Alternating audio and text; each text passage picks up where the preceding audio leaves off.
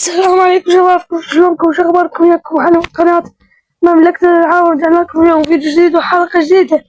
فيديونا اليوم راح يكون كيف تدخل فطور الدولة العثمانية على طلب أحد المتابعين اللي راح يطلع تعليقه هنا على الشاشة. فقبل ما نبلش لا تنسون زر اللايك وتشتركون معنا في القناة، ويلا على طول مع المقطع.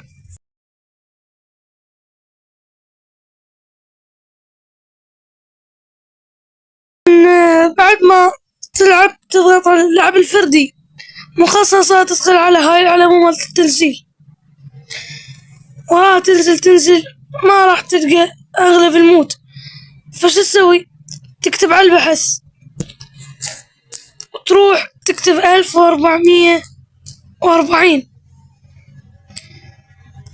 وراح يطلع لك هذا المود وورلد 1440.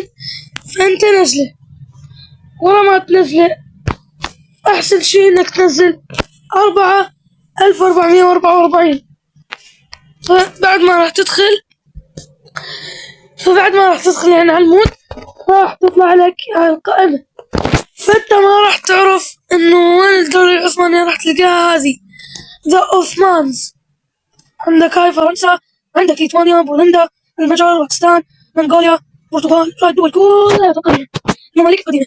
فخلينا ندخل على الدولة العثمانية، وهذا هو شكل العالم.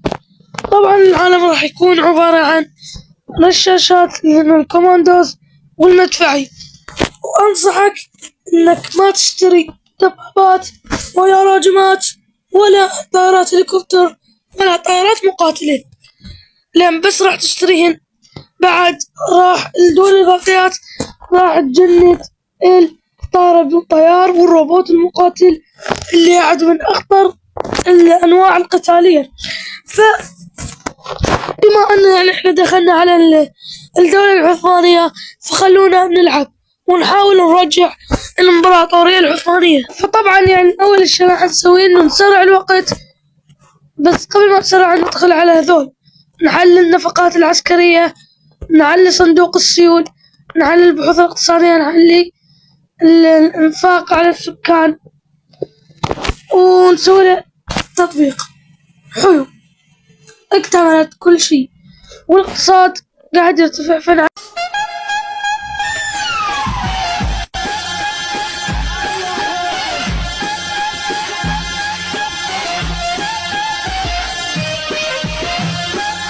نعلي صندوق السيول حبتين شوية، نعلي.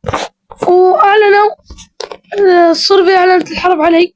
الدول اللي أعلنت الحرب علي هما جرين، هذا ما أدري اسمه، وصربيا. خلونا نروح ندافع عن أراضينا. طبعا تم غزونا من طرفين، فراح يعني نحاول إن نسترجع قواتنا، فراح نخلي قواتنا دفاعية. يلا يا قوات دافعوا. راح نحتل الأراضي. طبعا بعد ما راح ندخل على الدولة الصربية، راح ندور على أراضي الصربية. وينهم الصربيين؟ الله العظيم لا أمسكهم إلا أقطعهم تقطيع. وين صربيا؟ ما خليها تولي. وين هذيك الدولة اللي اسمها جورجيا؟ ما اسمها ذيك الدولة، جتنا همينة. خلينا ندور عليها. ايش؟ خلونا ندور على ذيك الدولة دبلوماسية.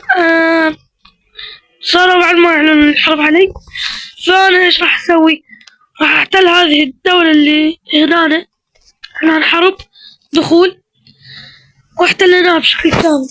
راح نحتل برضو هاي الدولة، شو اسمها؟ ألبانيا. نحتل ألبانيا، نحتلها يا ابوي. صعب يعني تحتل ألبانيا، ألبانيا شوية قوية. فخلونا نرجع دفاعيا على اسطنبول. وين اسطنبول؟ يبغى تبشر كيفكم تغيرون تحرك رأس المال إلى اسطنبول؟ ويلا على طول اسطنبول، ندافع عن اسطنبول. فخلينا نجند شوية كتات مدفعية كوماندوز، شوية كوماندوز وشوية مدفعية. فعلشان يتقوى جيشنا فراح يكتمل التجنيد وأرجع لكم. طبعا ما اكتمل يعني تجنيد القوات بالكامل، ولكن راح نهجم على هذه الدولة الإسرائيلية اللي هي كرمان. حلو، ندخل على كرمان، شو اسمها، ويب احتليناها، ويجي بيكون رجعنا كامل الدولة. فحاليا عاوزنا بس نحتل الفجر وبوسنا وش اسمها فينيسيوس، ما شو اسمه هذاي. حلو، فراعنة اللي هي مصر دخلت شوية على كوت، ما شو اسمها والله، الأسامي الممالك القديمة صعب. يعني تفضل نكتمل جيشنا، ما اكتمل جيشنا، خلينا نجمع جيشنا مرة واحدة ونقول له تعال دافع. لا، خليك في القلعة بس، خليك مدافع، اقصد في القلعة بس. فحلو الاكتفاء هذا ايش؟ التحويلات، وهاي الإدارة المالية الدقيقة، لازم ندير المال بشكل دقيق. وراها الضرائب الذكية ولا دولة رفاهية، اللاجستات العسكرية ولا صناعة الأسلحة. أما هذه فقدان القوة الهجومية قواتك. لا، أما هاي صندوق الثورة السيادي، هذه اقتصاد الحروب، وهاي التحفيز الاقتصادي. طبعا حفزنا اقتصاديا هذه الدولة، يعني ما أعرف اقتصاد طبعا هذه الدولة شوية ارتفع. طبعا الحمرة معناتها اقتصاد مرة قوي، اقتصادها مرة قوي المنطقة الحمراء. فعندك هاي الدولة اقتصادها حلو، بس أكثر دولة عندك هاي اقتصادها مرة حلو، اللي هي هاي الدولة اللي هنا. فاحنا حسب الاقتصاد راح نحط، لا مش الملحق، رأس المال هخليه هناك. حلو، صارت هذه المملكة مالتنا والقلعة اللي يا اخوي اللي هي شو اسمها، الله يلعن الشيطان، هاي العاصمة يا اخوان، العاصمة. حلو، فاكتمل تجنيد القوات، راح ندخل على جورجيا. مو مهم جورجيا، خلينا نحتلها وندخل. ليش؟ وكنت بعد الحرب على شو اسمهم، خلونا نحتل الجورجيين وبس ونسكت. حلو، احتلنا الجورجيين، هلا بننزل تحت.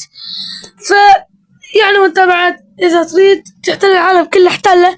فلهنا وصلنا لنهاية المقطع. اذا عجبكم المقطع اعطونا لايك واشتركوا معنا بالقناة، واستنونا في فيديو جاي، والسلام عليكم.